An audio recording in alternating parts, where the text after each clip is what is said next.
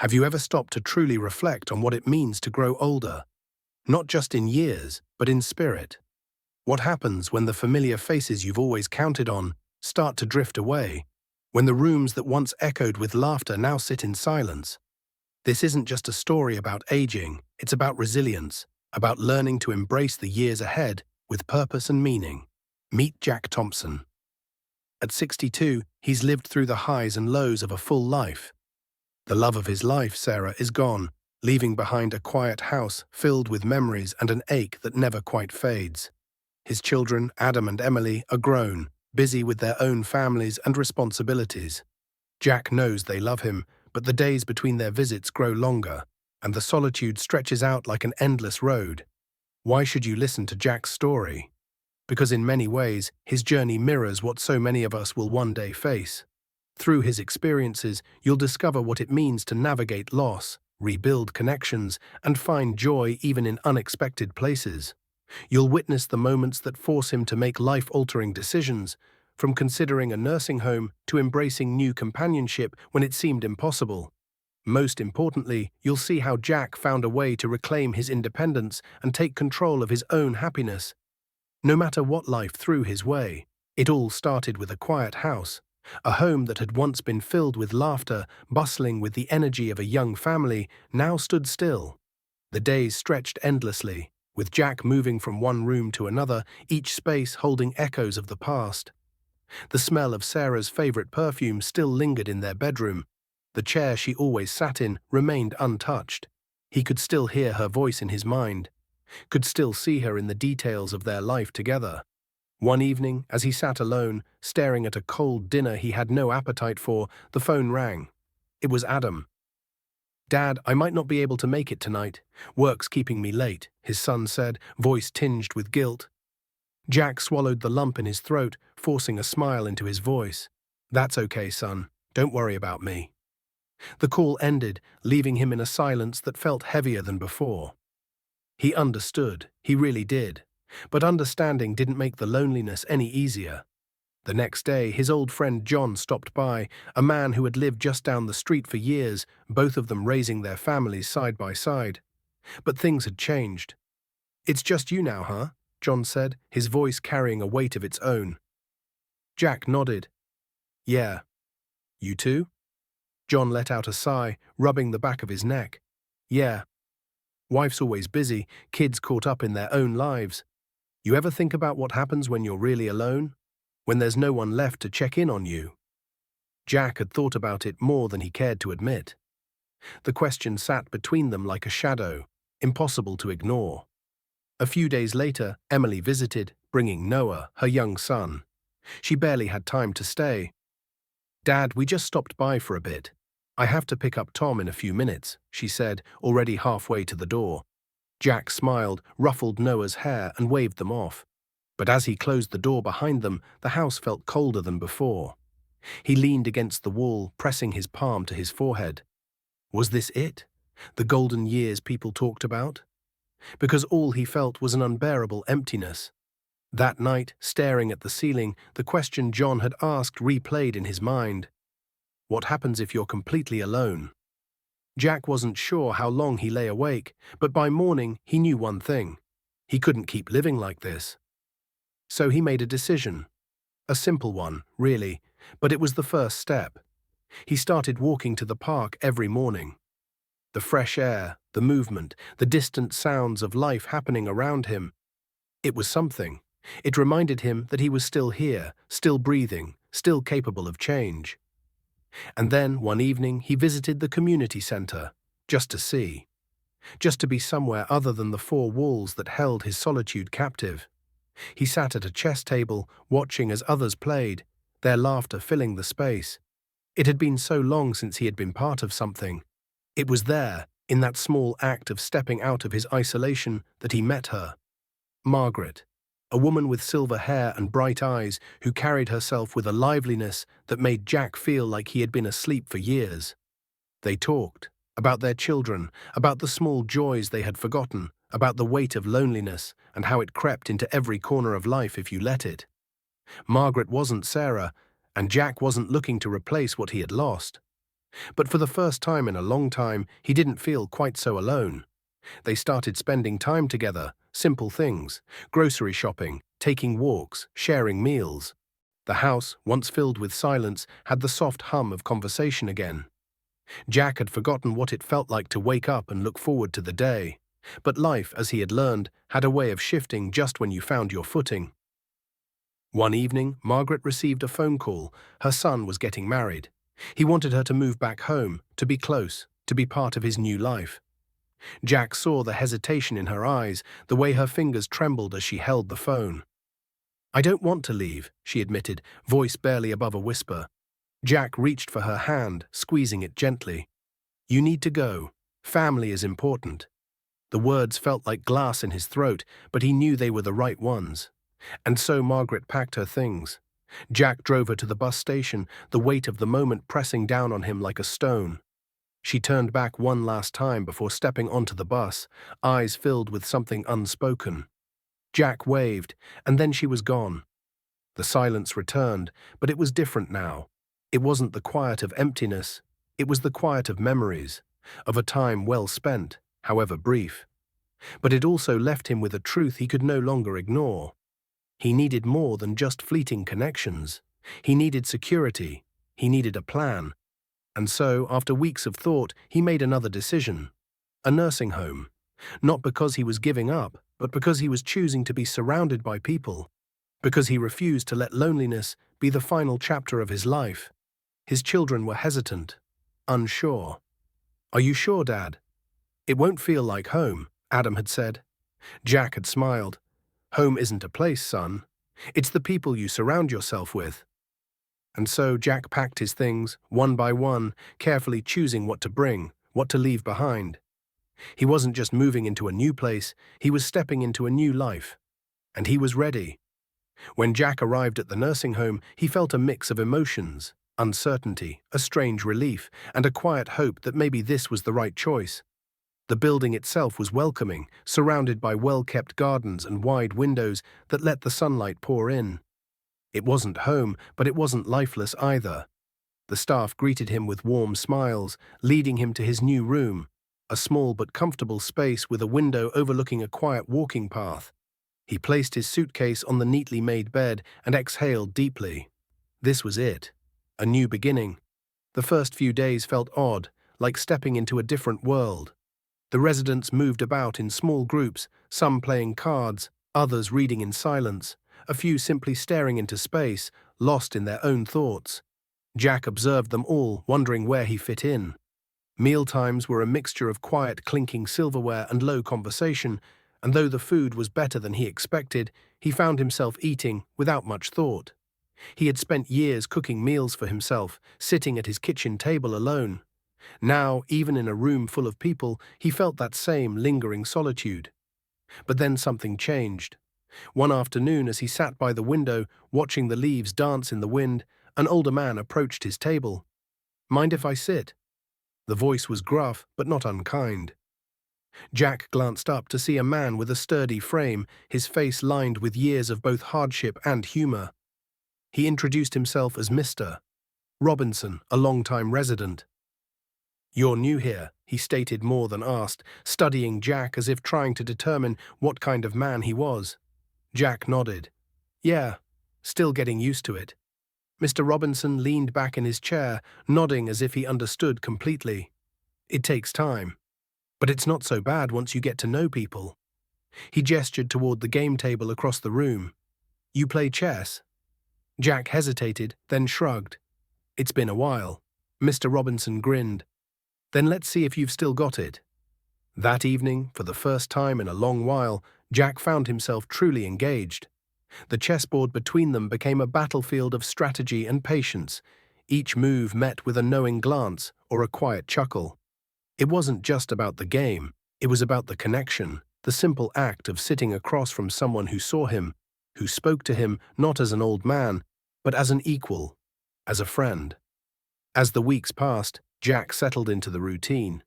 He found comfort in the predictable rhythm of the days. Morning walks in the garden, afternoons spent reading in the common room, evenings filled with quiet conversation. He made friends, not the kind you spend a lifetime with, but the kind that make the passing days a little lighter. There was Helen, who never missed a morning tea, always offering Jack a biscuit and a knowing smile. There was George, a retired schoolteacher who told stories with the kind of vivid detail that made you feel like you had lived them yourself.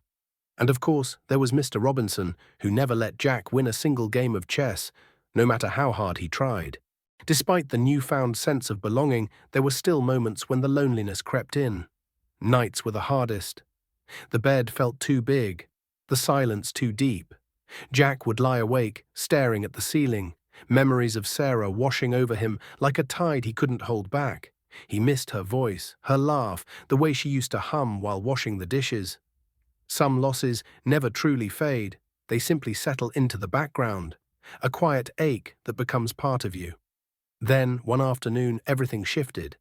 Jack was sitting in the sunroom, enjoying the warmth on his face, when his phone rang. It was Adam. There was something in his voice, an urgency, a tension that made Jack sit up straighter. "Dad, I need to tell you something," Adam said, his words slow and careful. "Mrs. Robinson was in a car accident. She's in the hospital." Jack felt his breath hitch, the room tilting slightly as the words sank in. Mrs. Robinson, the woman who had become his closest friend, his steady presence in this unfamiliar place. He gripped the phone tighter, his knuckles white. "How bad is it?" The pause on the other end told him everything. "It's not looking good," Adam admitted, his voice quiet. "Do you want to come see her?" Jack didn't hesitate. The next thing he knew, he was in the car, Adam at the wheel, the road stretching endlessly before them. The hospital smelled of antiseptic and quiet desperation, the kind of place where time seemed to slow down, where hope and fear coexisted in every hallway. When he finally saw her, lying there in that hospital bed, so still, so fragile, something inside him cracked. He took her hand, his fingers trembling as they closed around hers. "Margaret," he whispered, his voice barely above a breath. "I'm here." Her eyelids fluttered, the faintest sign of recognition passing through her tired eyes. She tried to speak, but the effort was too much. Instead, she squeezed his hand, just barely, but enough. Enough to say everything that words could not. Jack stayed by her side, refusing to leave, watching each slow, shallow breath as if willing her to keep going. But deep down, he knew. He had seen this before. He had held Sarah's hand in the same way, had whispered the same quiet prayers into the void, and just as he had then, he knew there was nothing he could do to stop the inevitable. When Margaret's final breath came, it was soft, almost peaceful, as if she was simply slipping into sleep. Jack's grip on her hand tightened for a moment, as if he could somehow keep her anchored to this world. But then slowly he let go. Because that was what love was sometimes, knowing when to hold on and knowing when to let go. The days that followed were heavy, thick with the kind of grief that settled into the bones. The nursing home felt different now, emptier, even though nothing had changed. Jack moved through the halls like a ghost, his usual spots now reminders of what had been lost. Mr. Robinson noticed, of course. One evening, as they sat across from each other at the chess table, he spoke without looking up. "You've got to keep going, Jack." Jack let out a breath, staring at the board without really seeing it. "I know," he murmured. And he did. But knowing and doing were two different things. Still, he showed up the next day. And the day after that. He played chess, he walked in the garden, he listened to Helen's stories and laughed at George's jokes. The grief didn't leave, but it softened, became something he could carry rather than something that crushed him. Because that was the thing about life, it went on. Even when you weren't ready, even when it felt impossible, it went on. And so Jack did too.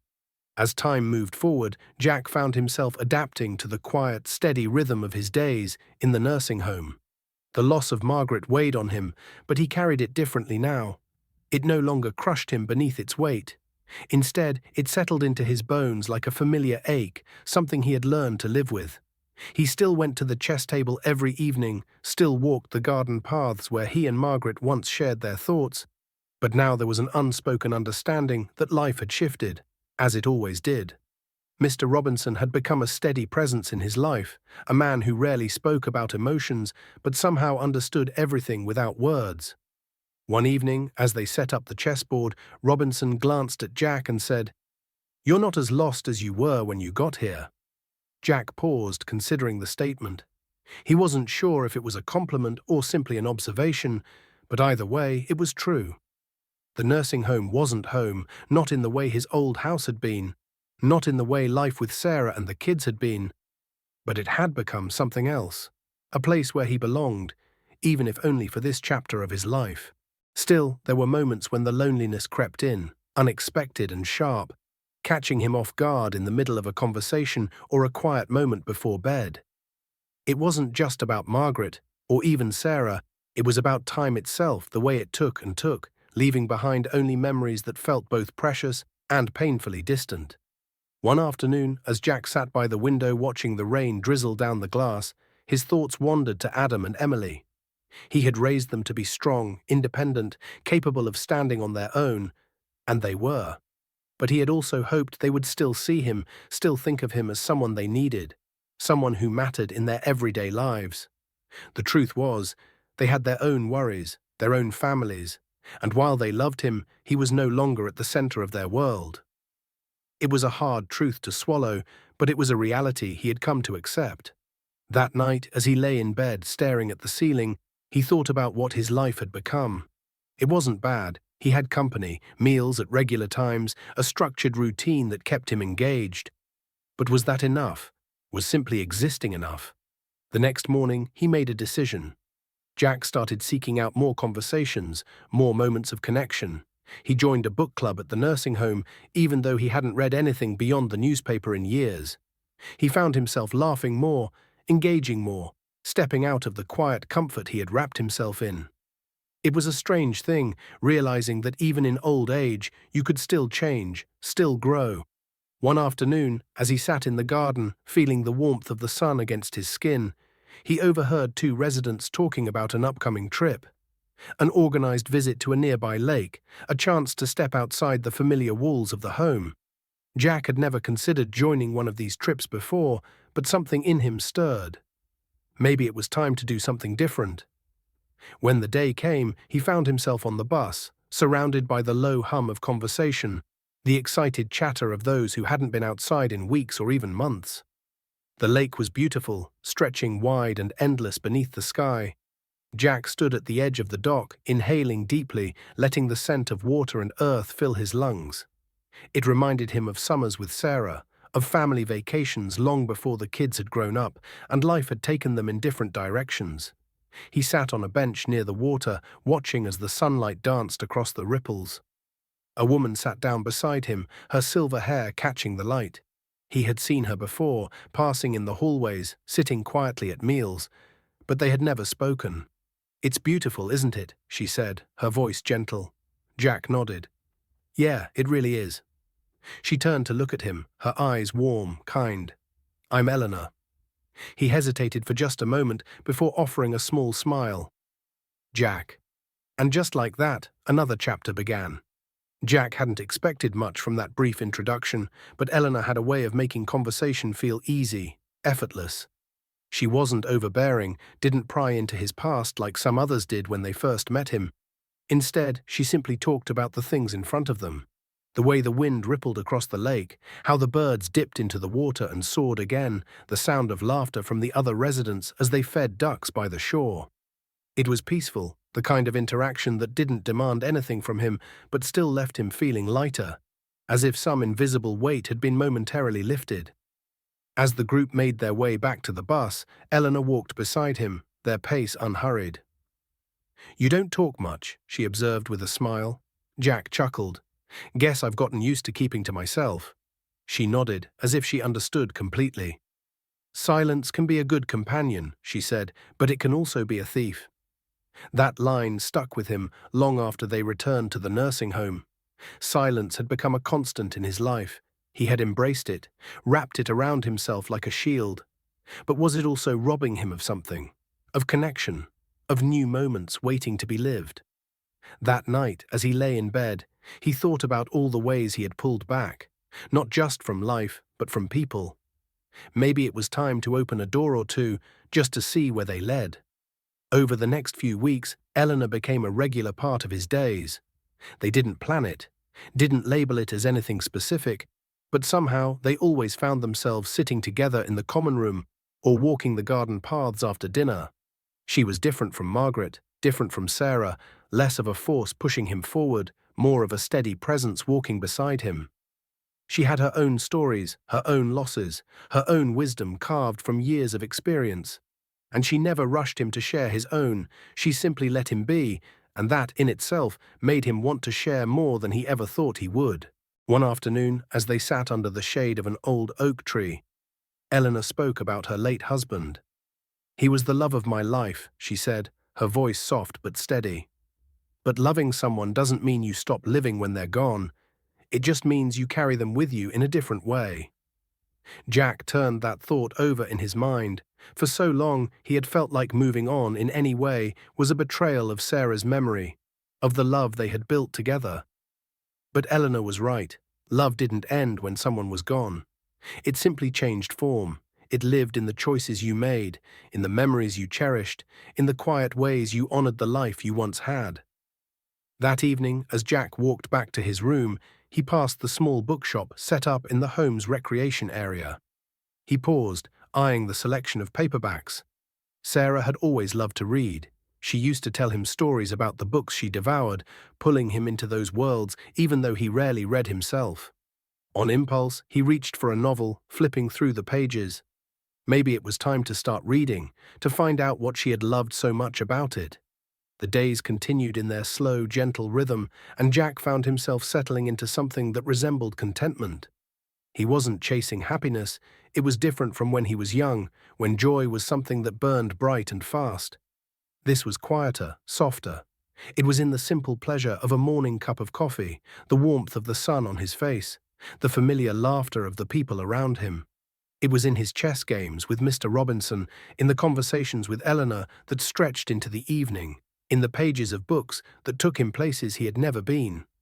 But life had a way of shifting, just when you thought you had found your footing. One evening, as he was getting ready for bed, his phone rang. It was Emily. He could hear something in her voice before she even spoke, a hesitation, a tension that made his stomach twist. "Dad," she began, her words slow, careful. "There's something I need to tell you." Jack sat down, gripping the edge of the bed. "What is it, Em?" She hesitated. Then, in a quiet voice, she said, "It's about Adam." And just like that, the world tilted beneath him once again. Jack felt his grip tighten around the phone as he braced himself for whatever Emily was about to say. His heart pounded in his chest, the silence stretching just long enough to make his stomach twist with unease. "What about Adam?" he finally asked, his voice rougher than he intended. Emily hesitated again, and that hesitation was what scared him the most. "Dad, he's in the hospital." The air seemed to thicken, making it harder to breathe. Jack stood up abruptly, as if that simple action would help him process the words. "Hospital?" His voice was barely a whisper. "What happened?" "There was an accident," Emily said, and Jack could hear the strain in her voice, the emotion she was trying to keep steady for his sake. "A car crash. He was driving home from work late last night. A truck ran a red light." Jack's knees felt weak, and he gripped the edge of the dresser for support. "Is he—" He couldn't bring himself to finish the sentence. "He's alive," Emily assured him quickly, but then came the words that made Jack's breath catch. "But it's serious, Dad. He's in surgery now. They said there's a chance, but—" Her voice cracked, and for the first time in years, Jack heard his daughter cry. His mind raced. His son, his boy, the same little boy he used to carry on his shoulders, who once clung to his leg when he was scared, who had grown into a man with a family of his own. And now, Adam was lying in a hospital bed, fighting for his life. "I'm coming," Jack said, already reaching for his shoes. "Dad, it's a long drive." "I don't care." His voice was firm, sharper than he meant it to be, but there was no room for argument. "Tell me where he is." Emily gave him the name of the hospital, and Jack wasted no time. He went to the front desk of the nursing home, requesting transportation. The staff, recognizing the urgency in his voice, arranged a car service immediately. The ride felt agonizingly long. The night outside the window stretched endlessly, the lights of passing cars blurring as his thoughts raced. Memories flooded his mind. Adam's first day of school, the way he had clutched Jack's hand so tightly, afraid to let go. The late nights Jack had spent helping him with homework, the arguments they had over curfews, the laughter they had shared over Sunday dinners. And then the later years, the distance that had grown between them, the phone calls that had become fewer, the visits that always seemed rushed. Had he told Adam he loved him the last time they spoke? Had he said it enough? When he arrived at the hospital, Emily was waiting for him. She looked exhausted, her eyes red from crying. "How is he?" Jack asked, pulling back to look her in the eyes. "The surgery is still going," she said, her voice thick. "The doctors say they're doing everything they can." Jack exhaled shakily and nodded. There was nothing to do now but wait.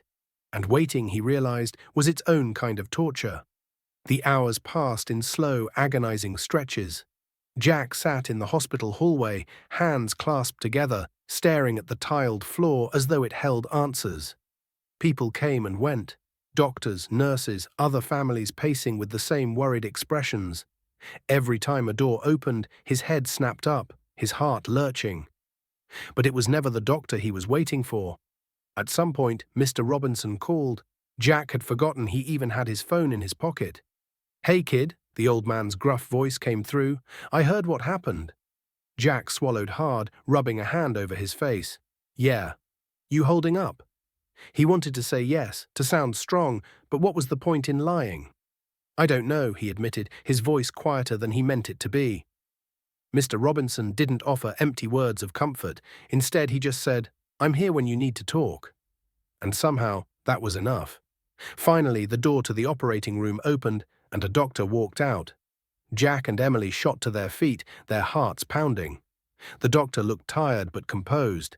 He took a breath before speaking. "The surgery went well," he said, and Jack felt his knees nearly give out from relief. "But Adam's condition is still critical. The next 24 hours will be important." Jack nodded numbly, barely able to process the words. "Can I see him?" The doctor hesitated, then nodded. "Only for a few minutes." Jack followed Emily down the hallway, his heart hammering against his ribs. When they entered the room, he stopped in the doorway, the sight of his son stealing the breath from his lungs. Adam looked so small in that hospital bed, surrounded by machines, his face pale and bruised. Wires and tubes connected him to monitors, the steady beat of his heart the only reassurance that he was still here. Jack stepped forward, slowly, carefully, as if afraid that any sudden movement would shatter the moment. He reached for Adam's hand, rough and calloused from years of work, now lying still against the white sheets. "You're going to be okay, son," Jack whispered, his voice thick with emotion. "You have to be." Emily placed a hand on his shoulder, and for a moment they stood together in silence, watching the slow rise and fall of Adam's chest. Jack had faced a lot in his life: loss, loneliness, the quiet ache of time slipping away. But this was different. This was the raw, terrifying realization that nothing was guaranteed, that in an instant everything could change. And as he sat beside his son, gripping his hand tightly, he made a silent promise. If Adam pulled through this, if life gave him one more chance to be a father, he wouldn't waste it. No more waiting. No more assuming there would always be time, because time had a way of running out when you least expected it. Jack sat by Adam's bedside, his hand still wrapped around his son's.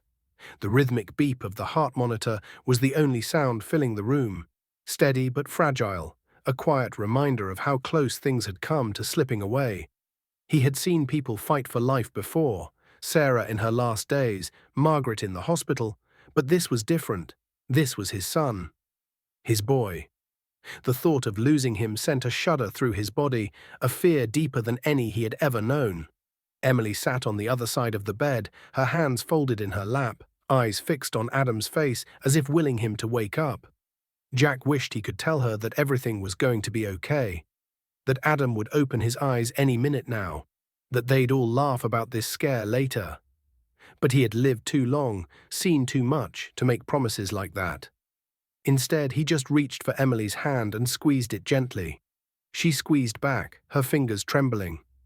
The night stretched on in slow, painful minutes. Nurses came and went, checking vitals, adjusting tubes, whispering updates that all blurred together in Jack's tired mind. He didn't leave, didn't sleep, didn't even look at the clock.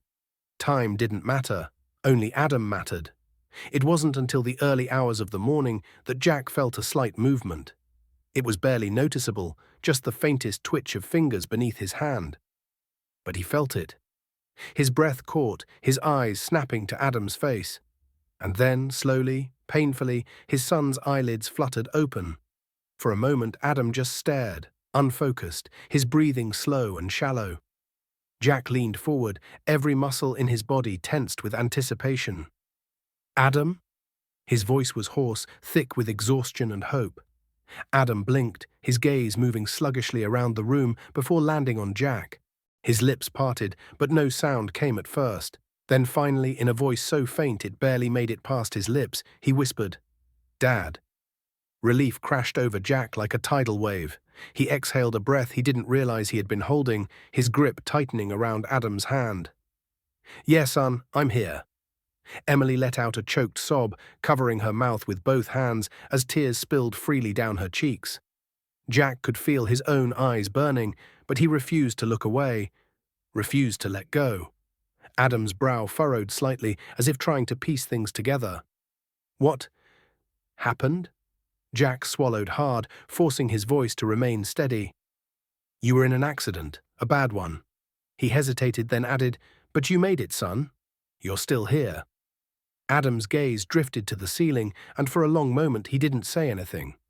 Jack could see the exhaustion weighing him down, the sheer effort it was taking just to stay awake.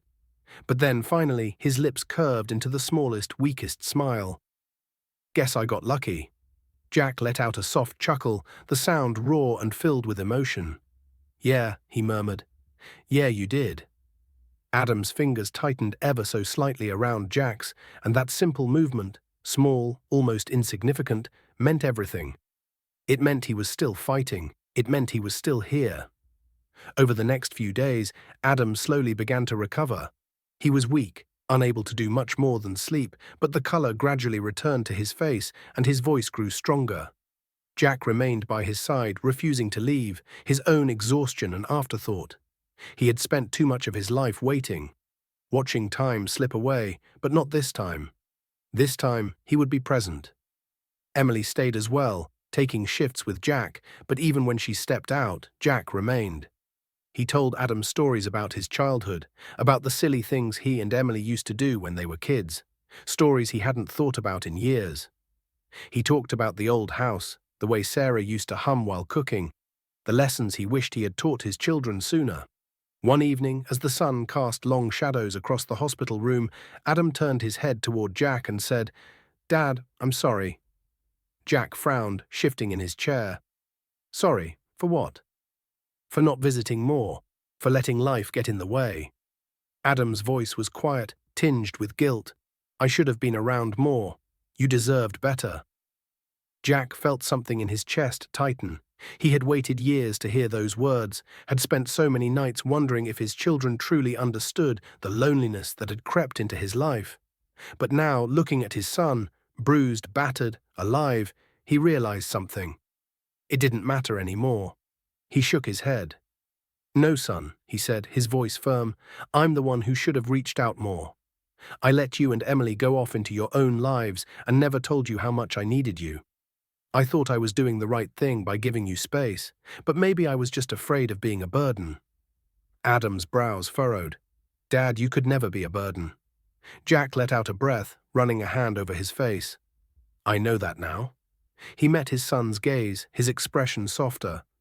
"Let's not waste any more time, all right? We're both still here. That's what matters." Adam nodded, his eyes glassy with unshed tears.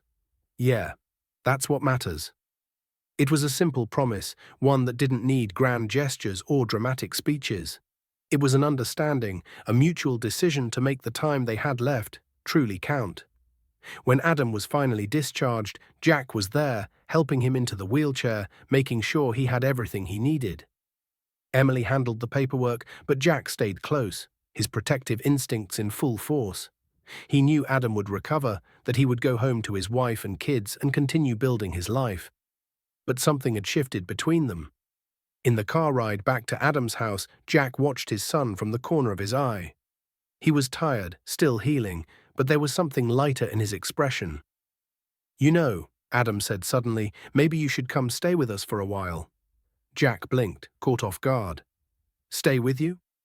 "Yeah," Adam nodded. "I mean, if you want to, just for a bit. Mom always wanted us to spend more time together, right?"